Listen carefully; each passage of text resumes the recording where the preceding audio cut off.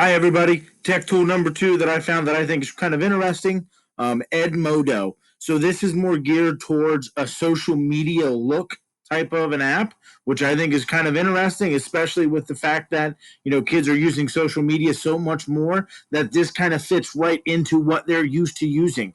We would definitely want to be careful with this a little bit because I think kids can get on there and post things. Like I said, it's more geared towards social media. Now, this is kind of your home screen. When you log in, this is the first thing that you'll see. You can create your profile. You can edit where you've taught and all those different things. Down here, it shows me all the classes. Now, I just created a quick demo class to show you guys. I can add groups. I can view some hashtags, science, things like that. You can also see things that other teachers have posted all down through here.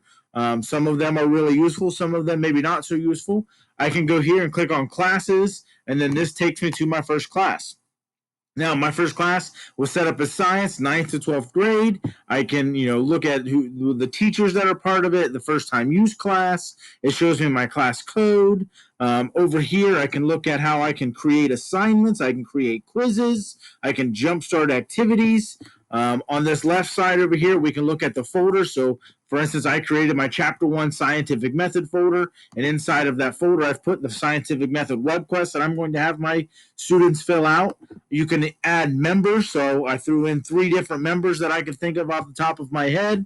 You can also add parents, so I used myself, R.C. Bennett, as my email, so you can add in parents. That way you can I can click on message. So for instance, I added a message to Leonardo's parents. It says, hi, Leonardo's doing very well in class. You could use this as any kind of communication back and forth. But jumping back over to my classes, the other thing that I found interesting, because this is great for differentiation, is you can create groups. So I created just a demo group to look for and I put in Leonardo and DiCaprio. So this could be my highly advanced group where I'm, jumping a little bit deeper into things with them than I am other classes or other students. So you can differentiate the things that you're sending and the things that you're assigning. When it comes to posts, so over here, down here, this is where I can create my posts. So start a discussion, share class materials. Maybe I could just put in something that I find really, really interesting. But I created a quiz. I threw one question in. I created my web quest down here. You can do a wellness check. Which, how are you feeling today? I'm feeling great. I'm feeling okay. I'm struggling.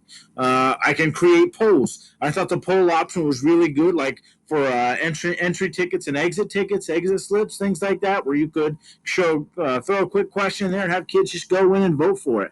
So I thought this was a really cool thing. The other thing you can do, calendars. So I created a calendar, and it shows my 2 assignments when they're due by 11:59. The demo quiz when it's due by 11:59, and you can edit that to be where it just shows different groups. It just shows different classes. Here's where my Discover is down here for all different kinds of things, games and apps and collections and things like that. And then, like you said, right over here is my messages. So I think this is a really cool app. I'll talk about it a little bit more in my writing, but hopefully you guys found this interesting.